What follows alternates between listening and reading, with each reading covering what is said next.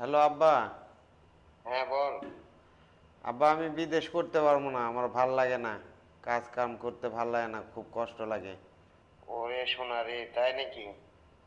আমার রাজপুত্র ছেলের কষ্ট হয়? হুম। তাহলে তুমি চলে আসো বাবা। দেখছেন, বাবারা এরকমই হয়, ছেলে কষ্ট সহ্য করতে পারে না। আহারে, আমার বাবাকে পেয়ে আমি ধন্য, এরকম আর একটা আসার বাবা পেয়ে। সময় এই মোটা দিকে জ্যাকেট কিনে নিয়ে এসো। কে আব্বা? জ্যাকেট কিসের জন্য? বাংলাদেশে কি অনেক শীত নাকি এখন? না, ওই জন্য না।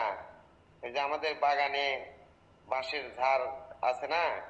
হ্যাঁ আছে, কিন্তু বাসের ঝাড়ের সাথে জ্যাকেটের কি সম্পর্ক? সম্পর্ক আছে বাবা। ওই বাঁশের ঝাড়ের থেকে নতুন নতুন কুঞ্চি বার আছে, তাহলে কুঞ্চি কিছু কিনে কেটে এনে থুমনি। আর ওই বাঁশের যে কুড়ালি আছে, ওগুলো কয়েকটা কেটে এনে থুমনি। কে বাঁশের কুঞ্চি কুড়াল এগুলা কি করবেন? ওই কুঞ্চি দিয়ে তোর পিঠের চামড়া যা আছে তুলে নেবো। আর ওই খেটে দিয়ে পা হাত পা ভেঙে ঘরে বসে থমু। তারপর ভিক্ষে করে করে খাবো।